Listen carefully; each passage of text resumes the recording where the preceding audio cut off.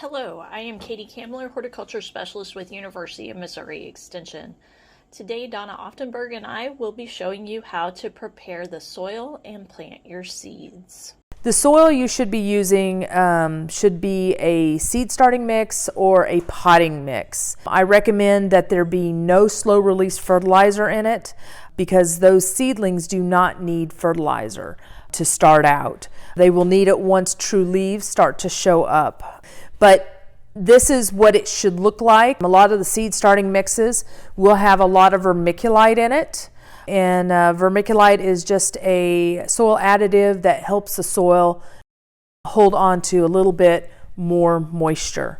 When you start out, the soil will be very dry and you will need to add some moisture to it.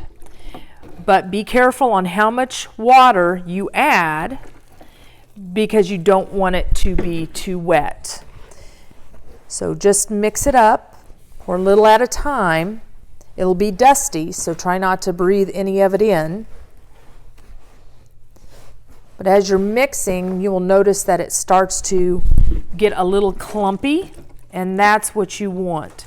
You want it to where when you pick up the soil, that it slightly clumps. You don't want to be able to squeeze water out of it.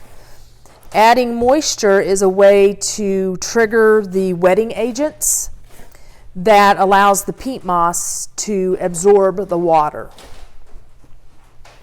So see, it's starting to get there. It's slightly clumping, but I need to make sure it's all mixed really well.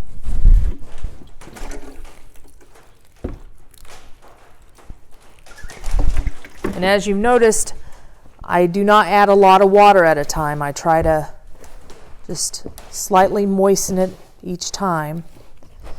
And if you should get it overly wet, go back and add more dry soil. Okay, so this is, to me it looks good. Okay, I think we're ready to go.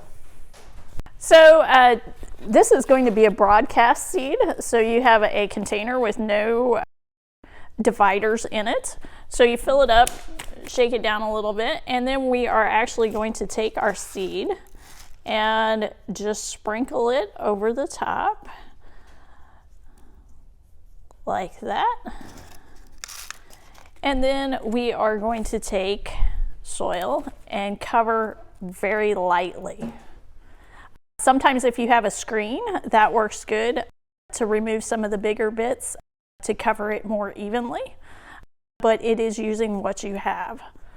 So that's tomatoes seed transplanted. Another way to plant seeds is in individual cell plaques. So this is more direct seeding. We're going to fill this up, and this works a little better with bigger seed. So this is spinach seed, and you can see the size of this seed. And we're going to put 2 of these in each cell pack. So if one doesn't come up, we have another one that hopefully will. And in some cases, it's easier. You can also separate these if they both come up. And we're just going to, since these are larger, we can push these down and cover them up that way. And then don't forget to label. So here we're going to use a strip tray and for smaller seeds, and we can do each of these at a different type. And we also talked about different sizes of seeds. This seed is teeny tiny. Tobacco seed is very small, which you can't actually see on my fingers. So we're going to try our best to sprinkle some in this and space it out so we can transplant later.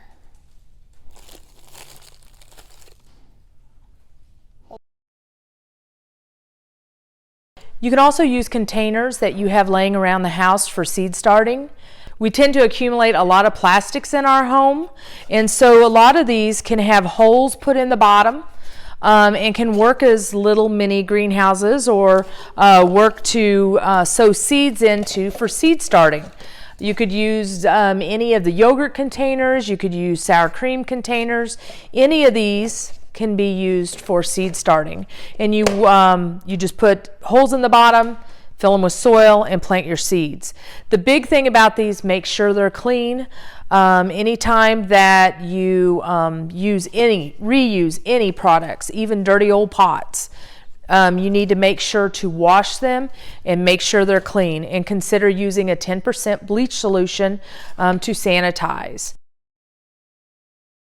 If you're going to label your plants, you can either use labels, just white little labels, or you can use masking tape.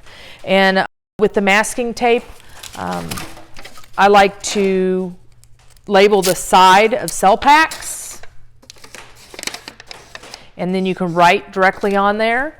Or if you're using the strip trays, you can run the masking tape down the edge, and then you can write what each variety is. Make sure to use a pencil. I like pencils because they don't fade and they don't wash off. Whereas if you would use a marker or a permanent marker, if you're in a greenhouse setting, they can fade.